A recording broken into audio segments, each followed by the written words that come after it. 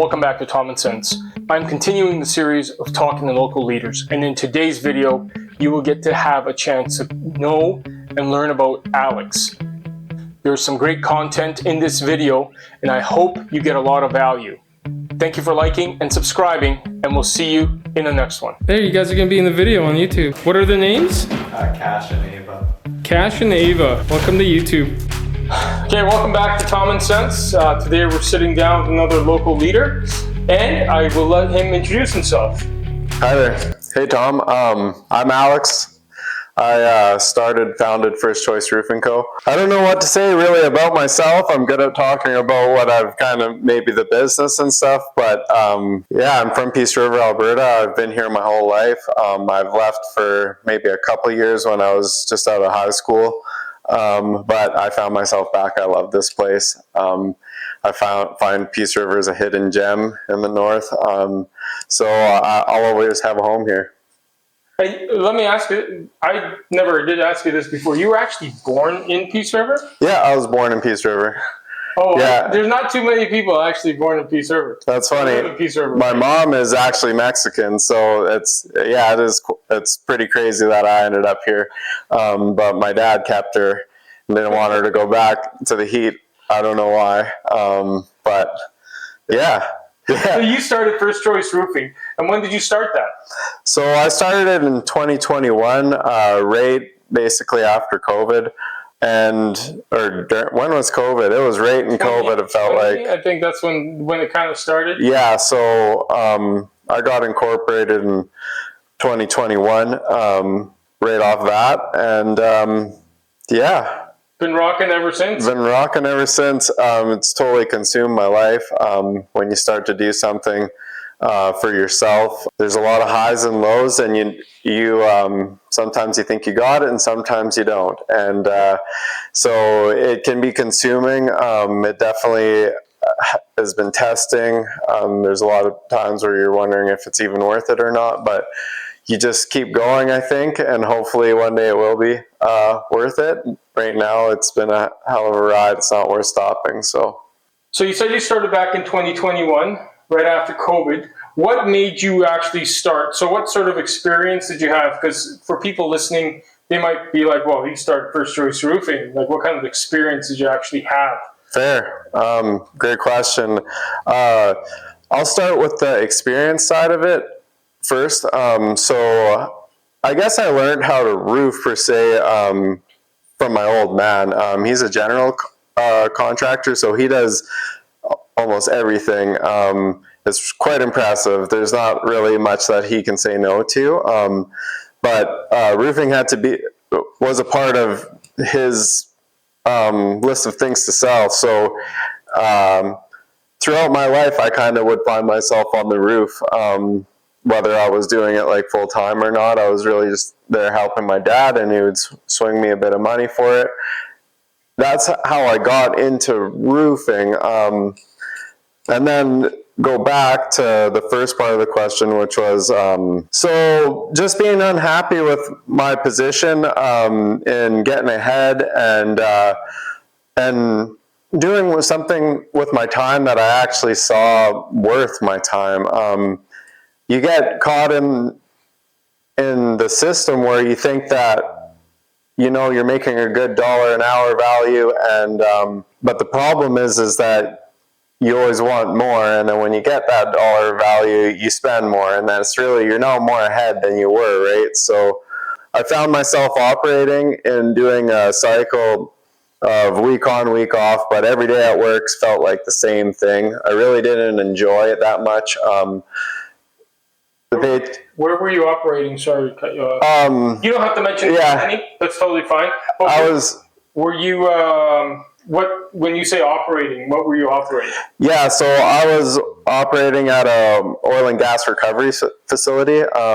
Basically, it's a plant where companies bring their waste oil, or it's also a transfer station for clean oil. So yeah, we just kind of operate the facility and extract better oil out of the dirt or whatever got spilt, or there's a lot of different things that type of operator does, but I found that I didn't enjoy it.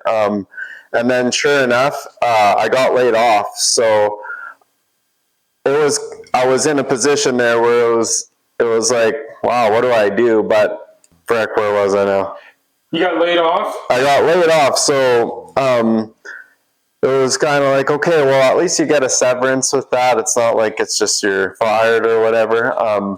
But I had no plan. And at the end of the day, I didn't really, I wasn't financially in a place where I could just sit there forever. I had a little bit of cushion, but it was still extremely stressful. But I ended up going a year after I got laid off, just kind of working with my dad again, helping him on projects. And he had me on 13 roofs that year. And a lot of them he wasn't on. So that's kind of what pushed me into this position too, was working on the roof. And he put me in a great position to learn how to do a roof.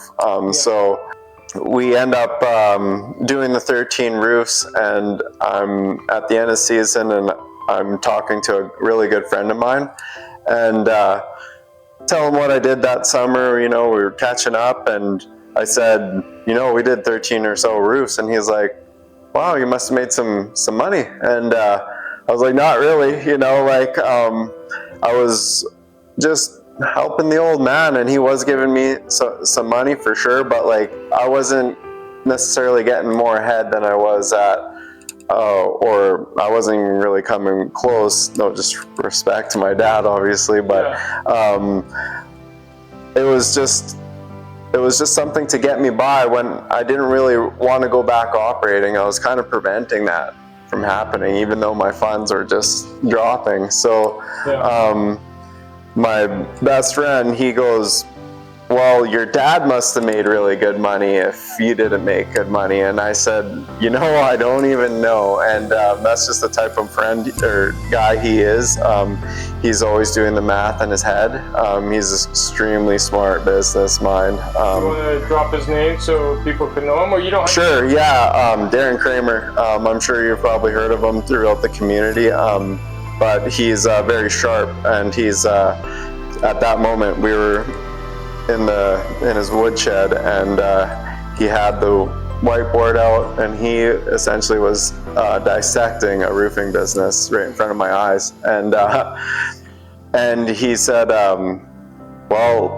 he asked me a bunch of questions, and I answered him, and then before we knew it, we had it right there in front of me. And I think I left his place at 3 a.m, hardly drank any water, nothing. We were just talking, and then I get home, and I woke up the next day, and I was like, I'm going to start a roofing business. And I had no idea really what that even meant, but I decided to do it. And right here at this table, laptop, build a logo. That was the first step, just to kind of get me excited and start to make things real. Then it was to go and build a business, get incorporated and get everything set up. From there, I don't know how in deep I should go with this, but basically from there it turned into, okay, I got some traction based from my dad, because he had people that were calling him, but he had agreed with me that he would just pass on my name to anybody that asked, with his guidance. Essentially, he would be telling people, my son is starting this, I'm going to kind of help him, coach him through it. And and that's what we did. He got me some work, and then the work that I was doing led to the neighbors, and then fast forward, we ended up doing about 32 roofs that year. So first year when you're on your own. Essentially just me and another guy, which happened to be my brother-in-law, great dude. I wouldn't have been able to start out without him. Sometimes I think he was a hard worker, and I'll always appreciate that about him. But we went through that first year, and I was able to cut my costs down, because the little bit of money I had, I just dumped right into making my situation a bit easier. So I would finance a trailer.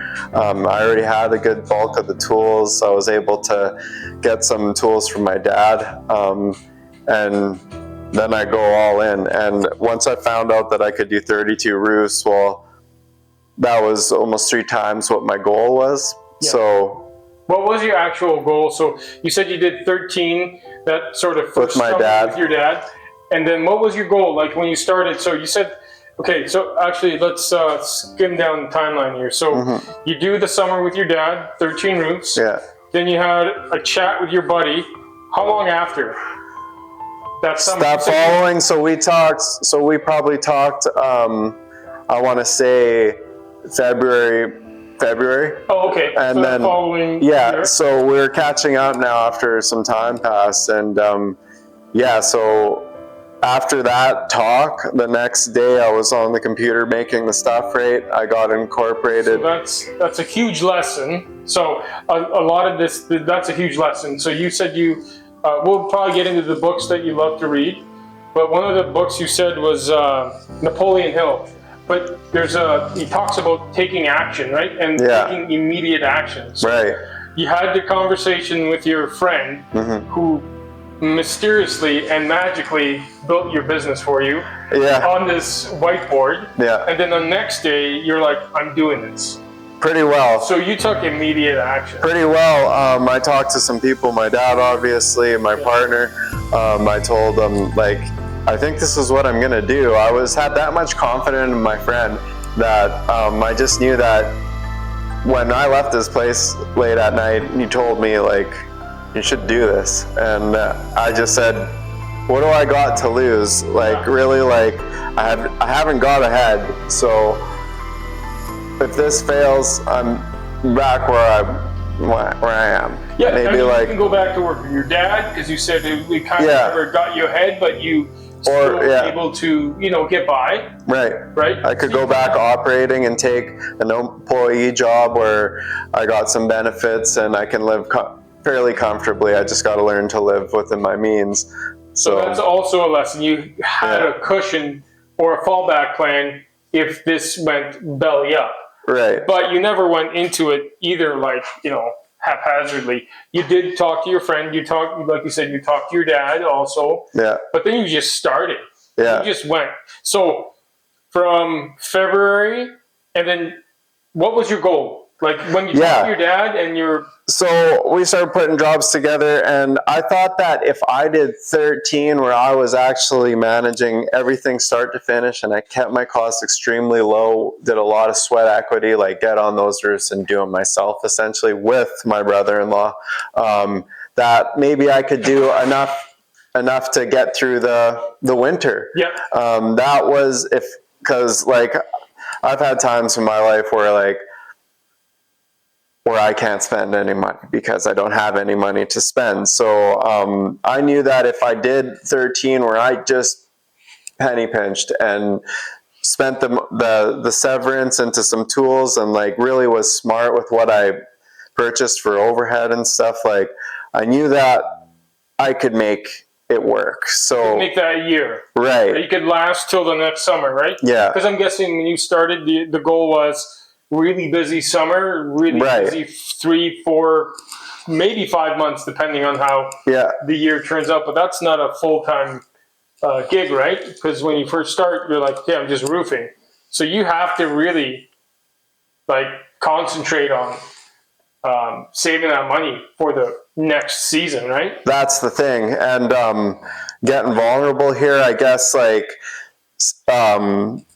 I did 32 roofs, right? So here I am thinking, I tripled my goal, and I accomplished my goal of saving, not spending. Yeah. So I got into the off season thinking, I'm in pretty good position to do this again, but was it a fluke? Who knows? My dad helped me out. Maybe there's no more roofs to do. I don't know. I'm still really green. So when you're in business, right, you still, you're debating whether or not you got this figured out. Right. So basically, I get into that winter and, I was able to put some money in my account. I thought that I got some money to spend. So I started dumping it into my house because it was just in bad need of a renovation. Like, I bought it knowing that it was a huge project.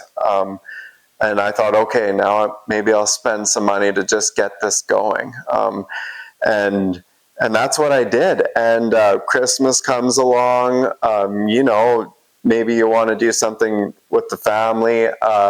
So now I'm coming back into end of February, March, knowing that, okay, frick, I got to do this again because I'm no more ahead than I was when and I was irresponsible in that sense. But you had a great winter, though. I had a great winter. We're going to get into, you guys will see an overview of kind of what Alex is talking about the renovations and some of the things that he's really excited about. So you'll get to see this. But so you had an amazing summer, your first year, an exciting winter break. Yeah. And then now you're realizing, like, oh my goodness, is this actually going to happen again? And like kind of a little bit of fear, right? Yeah, for sure. I was definitely scared. There was nights where like I already have a hard time sleeping, and I was nervous because, again, I wasn't like, I got into the start of winter thinking, yes, I'm in great position. But then I got complacent and said, you know what, I got money to spend. But then you get to that where you spend that money and you're like, wow, I really don't have much again. So it got into the season, and again, a bit vulnerable. We go into the next one with higher expectations, got to do more because, you know, no further ahead. And I end up skipping out on doing any of my taxes. I go straight into work mode. I need to generate some money because if I go in to do that, I'm going to be screwed. And I was just scared. I didn't really know what business was like, how the CRA was like. You get it in your head that they're the scariest thing in the world, but really it's a system. You got to work with it, and you can work the system to your benefits by playing by the rules, and that's really all that matters. They're there to support you. If you're generating any income, they don't want to stop you. Yeah. But I was scared of that. So when I did the next 2 years, it was kind of like a repetition of the first year. Good summer, lots of roofs, lots of jobs. And again, thinking I could maybe do more into my house or do more with my family. So you start, because at the end of the roofing season, when I'm doing every single thing by myself, like, I'm physically and mentally exhausted. There's like, I'm barely even present, because at the end of the day, my body hurts so much and my mind is in so many places planning the next job, the sales, the quoting, and the marketing, everything that goes to do with the business. You're on for essentially 5-6 months of that year. Yeah. Every single day, because you have to be, right? Yeah. Like, you're lining up jobs, and if you're not lining up, then you're finishing up, and then you're getting ready for the next ones, right? Mm-hmm. So you never take a break. So yeah, like you said, it takes a huge toll on your body and your mind. And so when you get into the winter, it's time to relax, right? Yeah, I definitely caved to that. I would get into the winter thinking, okay, well, I'm going to take from November to January off, work on the house, be more present, but your money flies by, and just to live. And so, like, to be able to just do that, I was putting myself in a bad position, especially going now multiple years without declaring any income or doing things the right way. So I essentially started off really well. I had all the support I needed. I did it smart. I didn't spend more than I need to get this business off the ground. It was relatively cheap based on what I had and the experience. Yeah. But then, like, I started to do it all wrong when it came to the real business, the second half of it, right? Like, the stuff that people don't teach you, you don't learn that in school unless you go to business school, or you have a great mentor. But yeah, so I backed myself into a corner knowing like, okay, well, I still don't have any money, and I gotta quit, and who knows what'll happen, because now like I have money that's owed. So I gotta find a way to pay it, or I'm in serious changes again in my life. So before you go about what happened there, so first year 13 with your dad, then 32, and then 32 again. No, we did more. It was almost 50. It was just under. Yeah, so I did more, and I got so again, I was busier. I was just in a roofing mode, but then you said that whole business mode changed, because now you're like, okay, I haven't filed my taxes for 2 years as a business owner. So then you start, and you said you owed some money. I owed a lot of money. So you owed some money. You don't have to tell us how much. I owed a lot of money. It was scary. It basically said I had to have conversations with myself and say like, how are you gonna do this? How are you gonna actually live a normal life? Like, why are you in this position at this age still? So like, it was extremely humbling. I had to sit there and be real with myself. What can I actually do? So what I could do was just get educated, figure out what I needed to do to make a real business run from all ends of it. And through educating myself and constant reaching out to people that are better than me in all aspects of life, things started to change. And at that moment, I knew, I was like, okay, if I follow through with all these things that I'm learning, there's no way that I will fail. That was one of the things we talked about off camera, right? The application. You can do all the research, you can do all the reading, but if you don't apply, it's useless. So yeah, like, and to this day, there's so many things I haven't applied, but it's a work in progress. I'm extremely excited because I've fully learned how to step back from my business, whereas I did a lot of years where I was the business, I was everything. And that was the first 3 you said, right? Basically first 3.5, 4 years, I was doing about 98% of the duties involved, minus the help of like my brother-in-law or people that I did have as employees, but it wasn't much because I was scared to spend. So unless it came to my freaking house or like family time, but so I'm getting off track again. No, I think that's okay. You were first 3.5 years, 3.5, 4 years, you're doing everything. Then you start doing some research, talking to people that you trust, right? People that have your best interests in mind in your businesses. Not maybe so much competitors, but people that you know that are in your corner, right? That you could go to, and then you learn from that. And so what do you apply? So what happens in that 4th year, that I guess that would have been 2024, 2025-ish? Or 20? Yeah, just at the end of last year there. So so that's kind of where things changed for you. Yeah, big time. So again, applying what I learned, and I learned that in order to actually grow, like, I had to be real with myself. There came a point where I wasn't going to be doing more than 50 roofs. That was like, I know there's guys out there that have probably done that for sure, but it's not sustainable.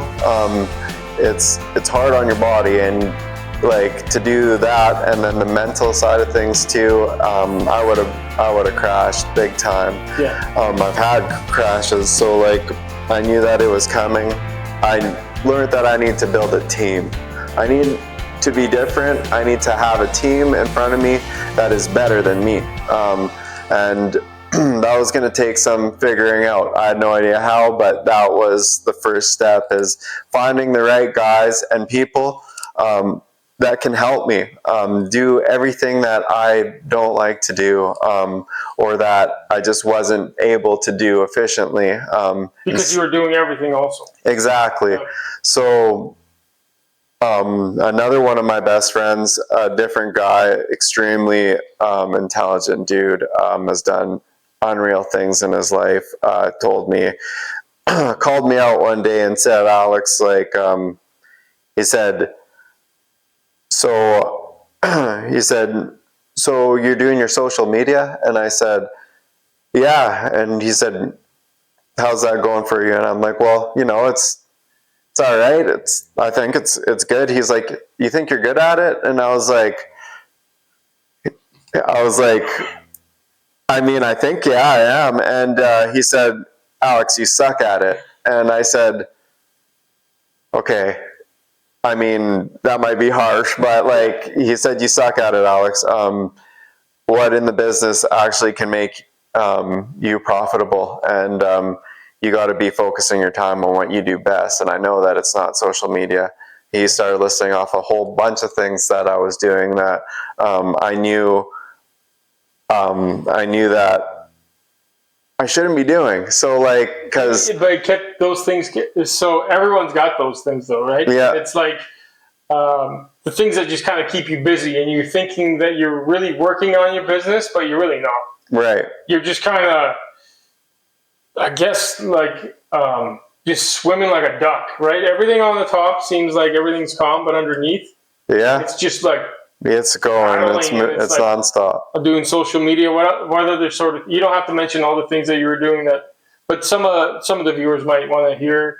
Yeah, You thought were so important to your business, but your good friend, just called you out on it, and we all need that. yeah. So you need friends like that, and they're amazing. So what did he call you out on? He called me out on my books. Obviously, the bookkeeper is essential. A guy can try and learn it himself, but at the end of the day, like, I need to give that to a bookkeeper. I need to give the accountant stuff to the CPA. I need to give my mentors what they need to help me. Even though they never ask for anything, I'm always willing to give in order to receive. I think that has done me well, and I'll stick to that. But okay, so your good friend really calls you out, says, hey, listen, the bookkeeping, the CPA, the mentors, let them do their thing, and you focus on what you have to focus on. Yeah. So once that switched, that winter of 2020, late 2024, early 2025, how did your business move forward? Like what happened? I moved forward from finding the right people back to the team. That is the ticket. Finding people that you trust, that can do a good job, that is going to be representing our name. So I found my roof foreman. He's quality control manager. I tell him, your title is whatever you want it to be, because you are a great roofer. He was semi-retired when he reached out to me. He come from Ontario and was a lifetime roofer. We won't hold that against him, Ontario. No, he's a great guy. He wants to be here. He's happy to be here, and I'm so happy that I can contribute to his ability to stay here. Yeah. He changed my business. He allowed me to step back and be like, okay, they got this, because that's a huge stress and anxiety when you do everything yourself. Now you got to trust.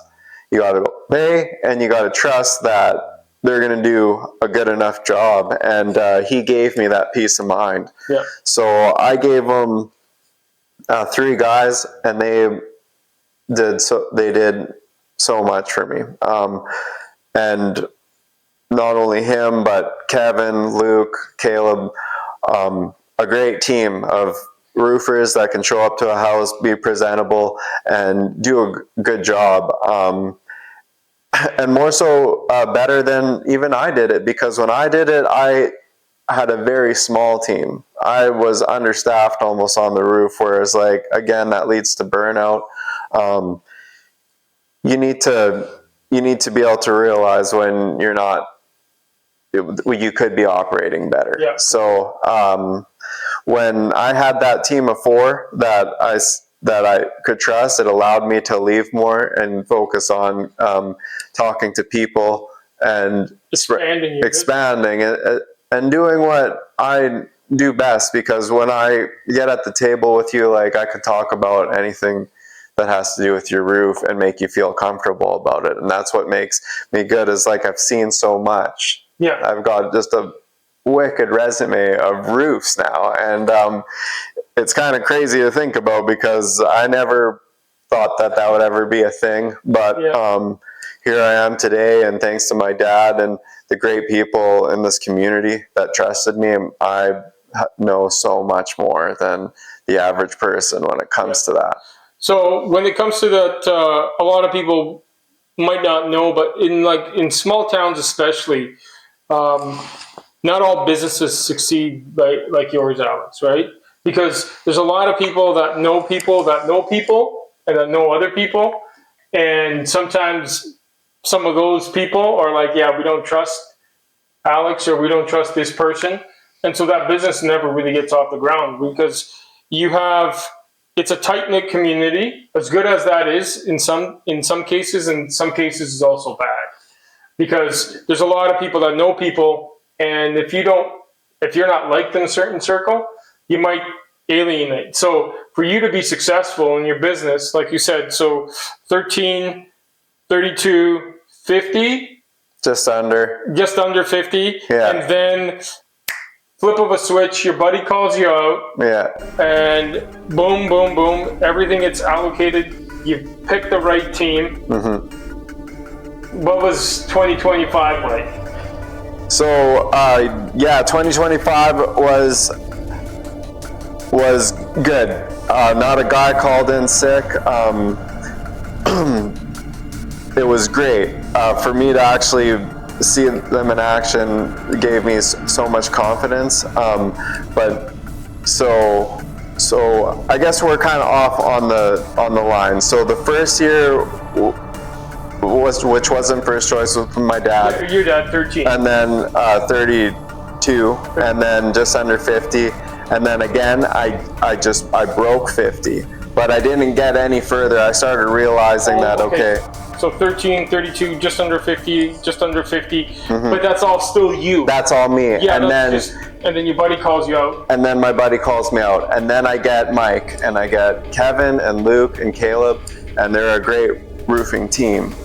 They get on the roof, and I'm like, holy smokes, like, I gotta go get more roofs, because they're gonna start crushing these. And and the problem was, 2025 was a great success because I did step back, but not fully. So the team was there on the roof, but I was still obviously getting the work, making sure that all the materials are site ready for the guys. I was bringing a dump trailer and a tool trailer to site every day for them. So making sure that they just show up and it was good to go. Yeah. So that worked, but I found that I lost so many hours of the day getting trailers to site, going to the landfill, things again that I didn't really need to be doing. So that, and did your buddy call you out again? Pretty well, yeah. So it's just like, you're not giving you gotta let the roofers roof, and the CPA, the bookkeepers bookkeep, media, everything has to be doing. You're just overseeing everything and using your best judgment on the people that are representing you. You are 13, 32, just under 50, and then things are still 2025. You're getting better, but your buddy's still calling you out because you're still, taking trailers to the job site. You said going to the dump. A lot of time in the day dedicated to that, whereas so I'm doing that, but I'm also doing all the quoting and the sales and just everything that has to do, everything else that I thought that building the roofing team wasn't it, right? So now it's paying the guys more to do more, and giving them what we believe is fair value for what they bring to my operation. So many times in business, you're thinking, you know, like, I'm spending too much money, like, and you want to save every nickel and dime you can, because you know that after taxes, you don't have much. So, like, you're always in a battle. But one thing I learned was pay the guys to do more, and give them something that they're actually excited to work for, and you be good to them, and hopefully that translates. And I fully believe it will. Yeah, because these guys have to come back after the season, right? Yeah. They're off just like you. Pretty well, yeah. You know, 4 to 5 months sometimes, right? Maybe even 6, depending on when roofing season starts, right? Right. So I'm guessing a lot of roofing businesses lose their employees the following summer, and you're kind of trying to find certain new Yeah, people. for sure. It's tough to keep the same team. And again, this year there's going to be a bit of turnaround with the guys, but Mike is here, Kevin is here, 2 amazing people that I'm so happy to have. Now it's Mike. Now I'm putting Mike in a position where I really respect what his resume. He is a purebred roofer, but he's at the age now where he doesn't need to be working physically anymore as hard as I was. I'm younger than him, but I don't believe that his true value is being that dog that he is on the roof. It now is being there to purely manage the situation, to teach the guys so that they can have years with us, not just one season. Because of how difficult it is going to be doing a lot of roofs, right? Exactly. But Mike can soften that blow, give them that education. Right.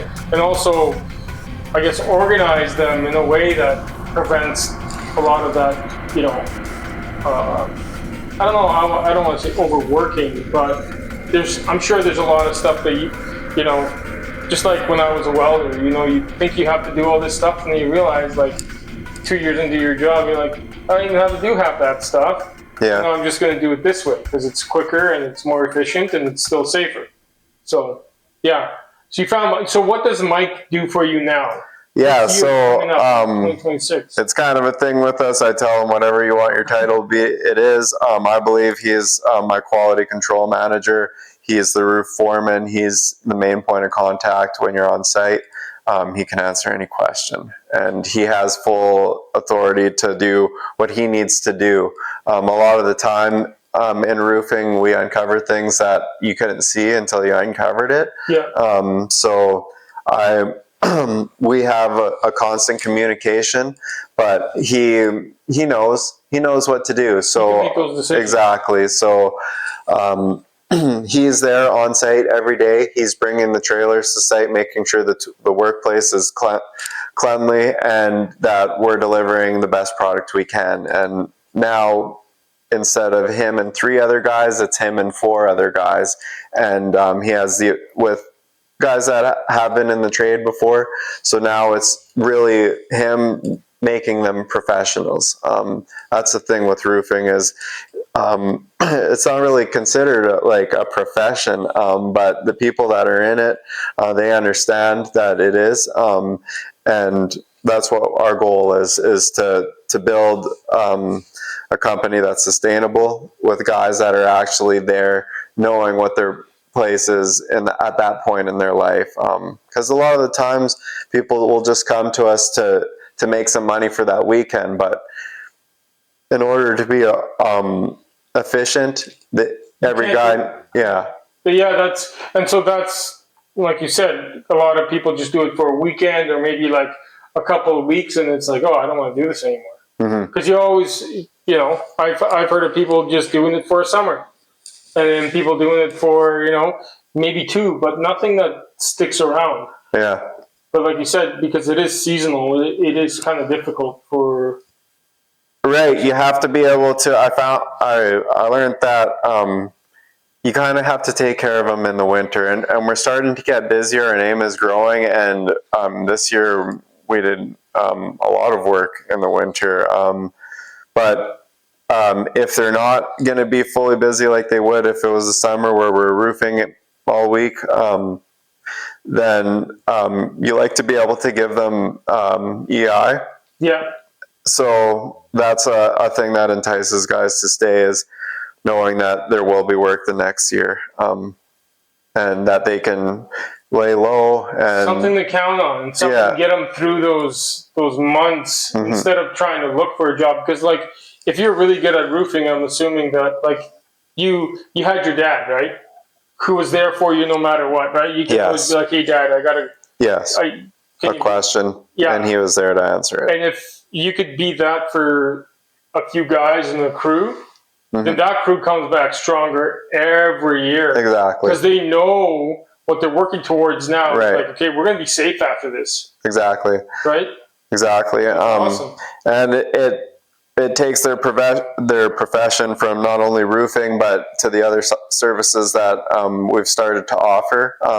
We're sticking to straight roof line renovations. So anything that you see on that roof line, or the roof itself, the roof system, that's what we're going to be sticking to. A lot of people ask me, can you do our siding, or can you do this, or can you do that? And that's all things that we probably could do, but at the end of the day, stepping back and looking at my business in a different way, I know what I can teach, and I know what I can supply to the guys, and we're going to stick to what I feel is best, and it's going to be only the roof line. So that's your soffit, your fascia, your gutters. We create seamless eavesdrops on site, both commercial and residential sizes.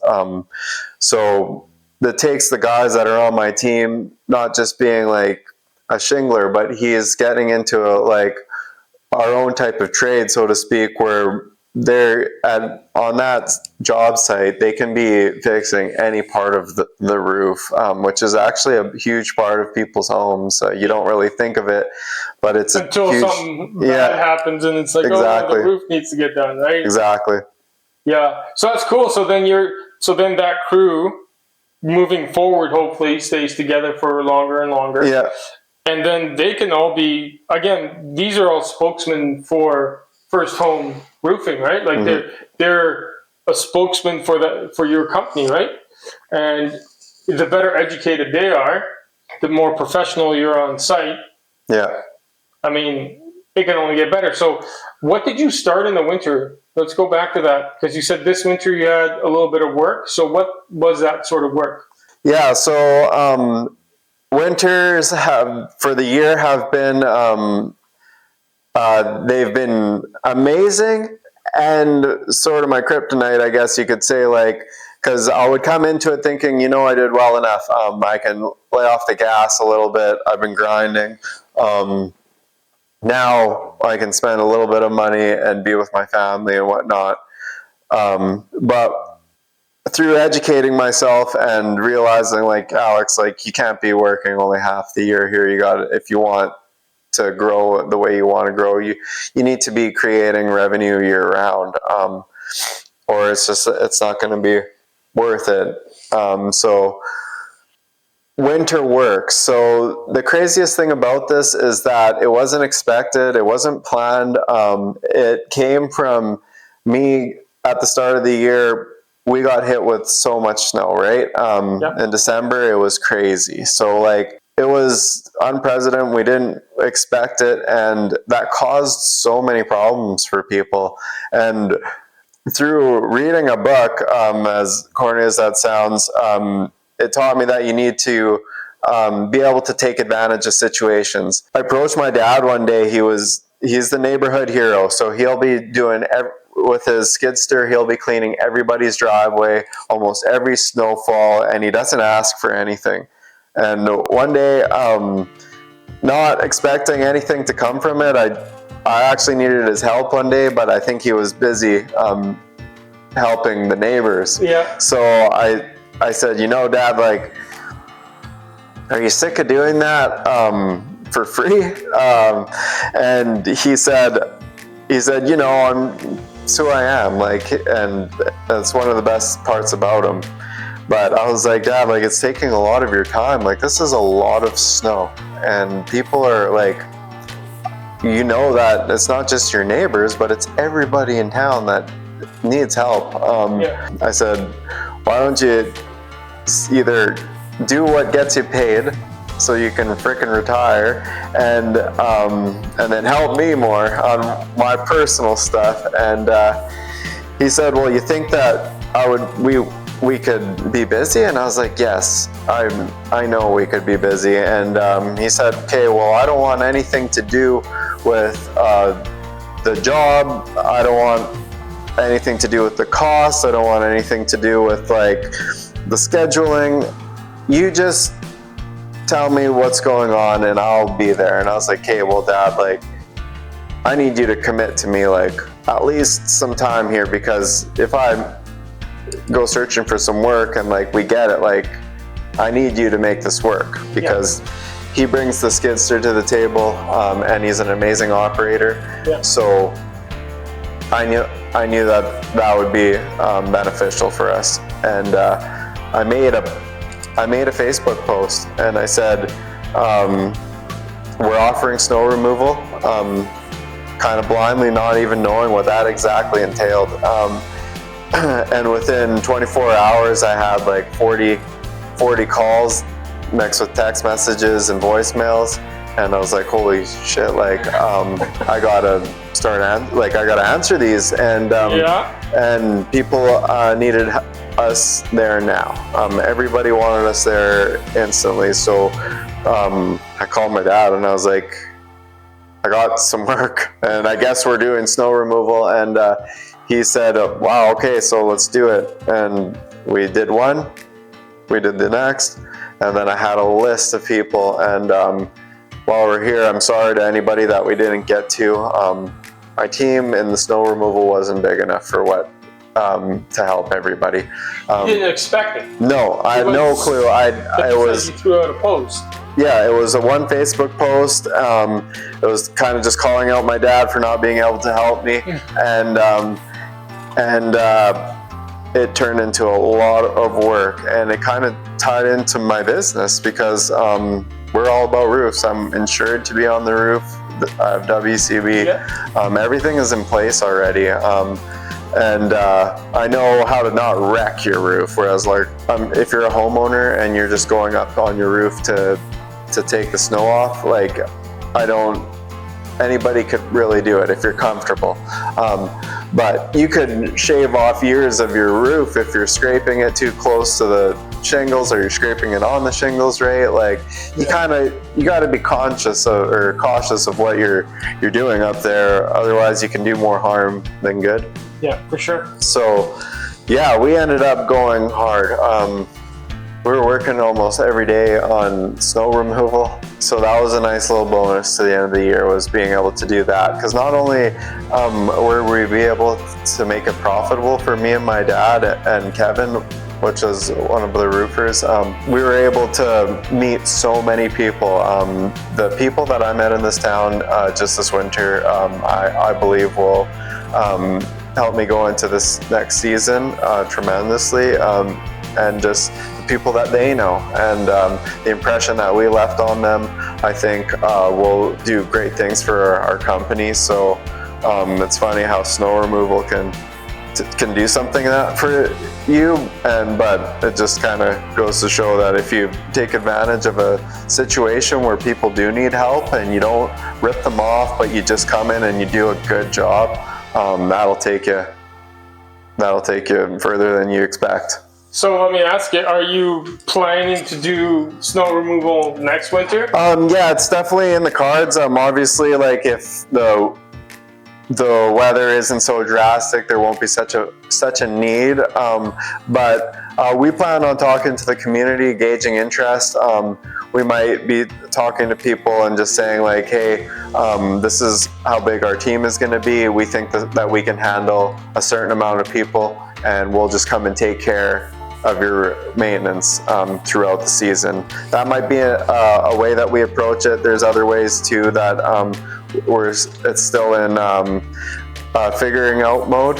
We got a little bit of time now, but I think that it'll definitely be part of keeping the business going into the winter months. I'm guessing you're talking to people that have had that experience before, right? Yeah. So one thing that strikes me a lot is that you keep talking to people that have done these things, right? That have, we talked off camera about, you had mentioned quoting, what was it? Businesses, like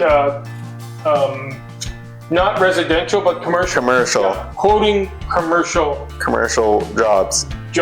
And you said you went to somebody that you're like, man, I know he's done this before. Yeah. I wonder if he's going to have the time for me to sit down and explain this to me. And tell everybody about that story. Yeah, so that somebody was Ron DeBoon. Just me saying his name, I know that almost everybody in this town has heard it. He is the roof man. I call him the roof godfather. I think that he is a wealth of knowledge. Being vulnerable again in my life, knowing that I went a lot of years learning a huge part of the game, but I was leaving a lot on the table. People were calling me about different services, like commercial roofing. I knew that I could figure it out. It wasn't, could I do it? It was just, how was I gonna figure it out? And I delayed it for a few years. I had requests, but never really acted on them. I'm sorry if you're watching this and I didn't pull through for you. I just wasn't ready. But yeah, there came a moment where I was quoting a roof, and I believed that I was quoting it properly, but I didn't believe that I was making what I should have been making for the job that I was about to do. So I had to put a pause on the job, unfortunately, and I talked to the owner of the building, and I said, hey, I'm sorry, but I don't believe that, I believe that if I were to do this job, I would almost be disservicing like my family and what I do this for. Like, at the end of the day, this is a lot of work, and I do need to make some, but it was my first big project. So like, obviously I'm not going to get greedy, but like, I can't be going too much into just like not making anything, right? Yeah. So I felt extreme. I was disappointed in myself because like I came really close to building this project that I thought that would be good for the direction of my company, but I just kind of realized, like, you know, Alex, like, this isn't worth it. You don't know enough yet, and you're not making enough to go into this comfortably. So I went to the owner of the building and I said, you know, Ray, like, I'm going to tell you how it is. I don't think I can do it for this cost. And it's just not the right situation, unfortunately. But as I was telling him that, I felt like extreme guilt. I felt bad.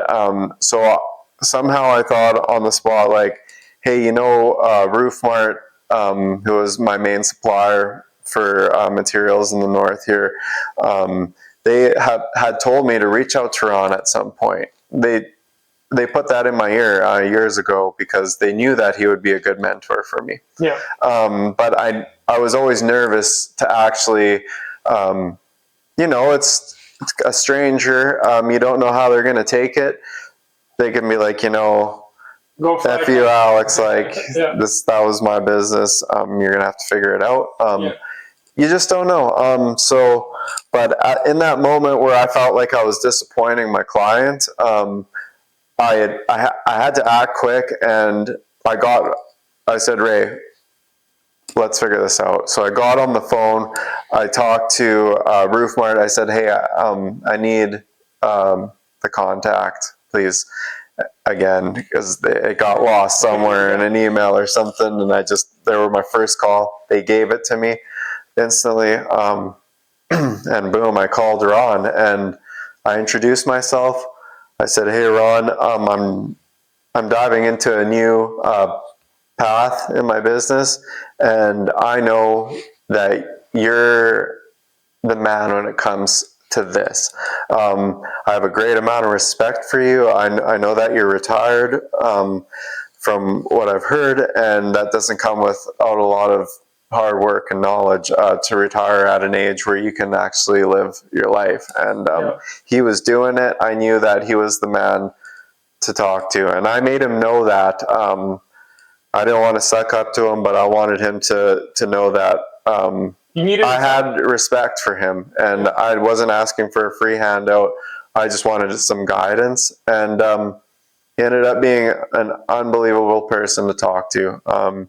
We chatted it up in Tim Hortons for the first time we met for like 40 minutes or so, and I just asked him questions, told him kind of about my journey and how I did things, and fortunately I don't know how you could say, he was down for it. He said, you know, Alex, I'll give you a hand for sure. And that moment really changed my life, because now I'm getting into commercial roofing, and that's a whole nother trade, and that's a respected one.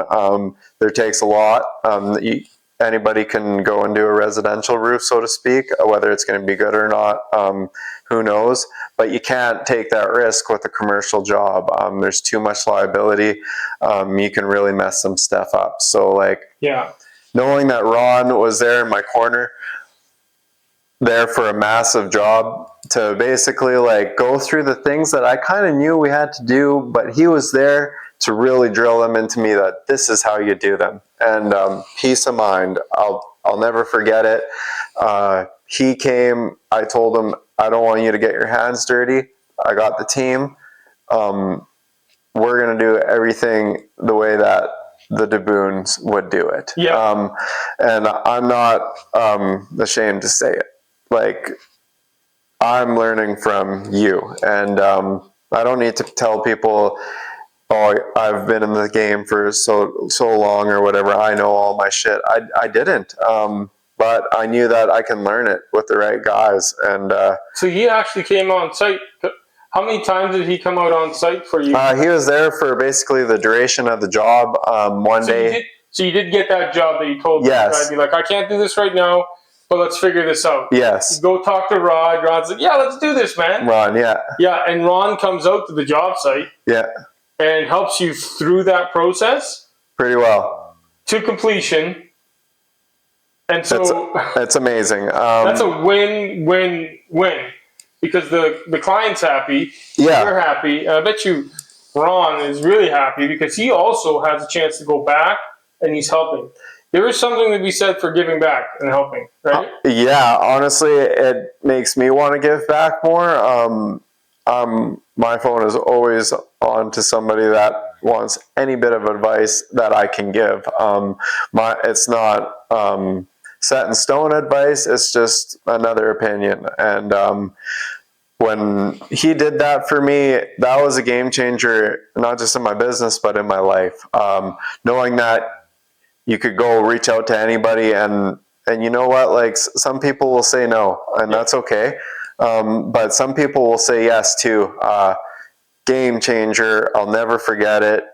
He's in my phone as the Godfather. He probably thinks maybe I'm saying too much, but I don't care.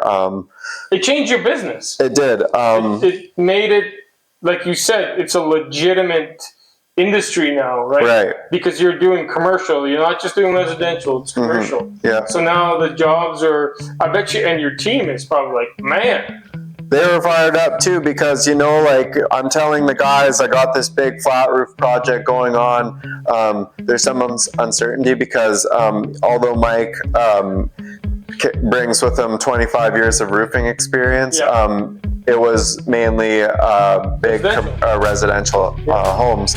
And so there was uncertainty there for him and the team and me. Yeah, the guys were excited. It was like going to school for all of us, and it was so cool, man. He showed us everything, and I'm forever grateful for that. So you did how many commercial? So that year, that was the one that we did. That was the entry. That was 2024? This last year. Oh, okay. 25. This last year. Okay, yeah. We should do a follow-up to all the other lessons that you learned. Okay. Like, I want to do this again. Okay, sure. But this first time, so more just business, right? Because you're talking about all the things that you're learning. Like pardon my French, you're fucking stretching yourself here. You're like, we haven't talked about Florida either. Okay, we'll save that for the next one. Yeah. We'll save, and how Florida expanded your mind. Changed my life too. We had talked about this before, but there's so much to unpack here, and I feel like if we try to condense it in one video, I don't think it's fair. Because Alex, there's so many lessons. So in talking to all the local leaders I've been talking to, the stories always sound the same, but it's different industries, and it's all about pushing yourself out of your comfort zone. We talked about that before. Yeah. Right? Stretching yourself, reaching out to people that you know could help. Mm-hmm. And like you said, they could say no. But there's so many like business lessons here. It's amazing. Yeah. So, okay, I'm gonna try and condense this. Okay, so 13, just under 30. Yeah. Around 30, just under 50. Mm-hmm. And then Ron comes in, Mike comes in, and then 2025. You kind of step more back again, yes. Right? But you've also now put out a social media post to do some snow removal. Mm-hmm. So now you're keeping your guys busy during the season, right? The off season. Mm-hmm. You're also doing commercial. So how many residentials? I mean, from 2024 to 2025, that must have been as we used to say in the military, a mind fuck, because that was like just took you from just a small roofing guy to now you are talking to people that were, the godfathers of commercial roofing. You got a team that you can trust. You're expanding in the winter. I mean, how was 2025? Like this just... It was amazing. 2025 quite literally was sink or swim for me. There was a lot of pressure on me. I didn't do things the right way. Like when it comes to the business side of things, I was so focused on just making something work. That was using the knowledge that I had at the time to hopefully make some dollars. But I didn't respect the business side of it. So that put me in a huge, what do you call it? Like pickle. It was, Alex, what are you going to do? People go bankrupt. People go back to a comfortable job and owe money for a long time. Or are you going to build this to be a smoother operation, a better operation? Really looking at myself in the mirror and saying, like, what you've done is good, but it isn't good enough. It's not even close. So now it's really go time. So much pressure, so much stress. Unfortunately, my loved ones around me felt that. But 2025 overall, as a business, was extremely successful. I had the guys in place to do what they needed to do. I was stepped back, but I was still helping them with like the trailers, like we said, which takes up a lot of the day. So there was a lot of just growth and consistent work. It didn't slow down very much. I know the guys, there were some weeks that they probably wanted to be working more. They were so good, man. They're so good for me. I'm not here today without them. So yeah, back to 2025, exceeded expectations, really got me back into a position of peace of mind, feeling like, okay, like I'm going to be okay. I have experience, I have knowledge, and I have true mentors, people that I can reach out to at any time. There's about 3 guys with, I'll say them, Ron, Kramer, and Manzer, that I can come to with about almost anything. my dad as well, I can come to with anything, and they're not going to give me the step-by-step, but they're going to definitely put some things into my head that make me see things from a different light and be able to act on them in my own way. But without those 4 guys, Rick, like, I wouldn't be there. I wouldn't be here. Yeah. So, and I think that's a great place to end this first video. Is honestly, like, you just summed it up. You wouldn't be here if it wasn't for the mentors, right? You taking a chance, and you stepping out of your comfort zone. Big and time. I think people watching this, we're not going to get into all the financials and what you're worth and what your company has grown to be, because I don't think that's really important. But let's just say he's doing very well. But you wouldn't be here if you didn't believe in yourself. You didn't have people in your corner, and if you didn't push yourself. Yes, I kind of wedged myself into a position that I had to either sink or swim, like I mentioned, and with the people around me, it worked. My approach isn't for everybody. The amount of stress that I had on my brain at all times was probably more than anybody really would want to handle. But I think if you were to tell them the amount of stress that and all the things that you've learned from 2021 till 2025, let's just be honest, man, that's only 4 years. That's not that long of a period of time. From total uncertainty with working with your dad, not knowing exactly what you were going to do, just kind of getting by, to now going into 2026, and you're doing residential, commercial, and you got your guys busy during the winter. Yeah. Like, you got essentially a roofing business that's running year round. Absolutely. And how many people can actually say that they run a roofing company, that has their guys busy year round? Yeah, I would say that it would be the Daboons. If there was any work that I would want to go to, because there's more than enough for all of us. But there's still Daboons that are roofing, and Mike is a tremendous competitor of mine. I wouldn't call him a competitor. He's just a great person to know what the standard is. That is the brother of Ron. He plays into my story a little bit as well. I did approach him about commercial roofing, and he was a very real person. He told me some things that I won't forget either. And again, like, going back to it, he was a good person to look at, to know how I should be approaching things and how good I need to be to actually do this right. So, yeah. That's awesome. Yeah. But that's a huge transformation in 4 years. It is quite the transformation. It's almost hard to believe. It's gone by in a blur. Lots of highs and lows, but there's almost a little bit of a relentlessness to it. You start to drift, and then you think you're always unsure.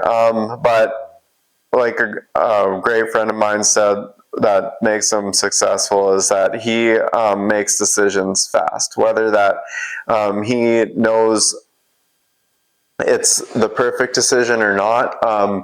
He's not going to waste his time hemming and hawing about it, and that's what I've done for so long, is hemming and hawed. And I know we all do it. It's one of those things that if I could tell anybody, like, just do it. Whatever it is. It doesn't have to be a business. It can be anything, hobby, anything. Like, just do it and give yourself a real chance at it. Because if you don't, it's regret sucks, man. For sure. Really, failure stings for a time, but regret, that hurts for a lot longer. For sure. So we'll kind of end it here. I hate to leave you on a cliffhanger, but I hope you come back to watch part 2 of this series with Alex. Thank you for liking and subscribing, and we'll see you in the next one.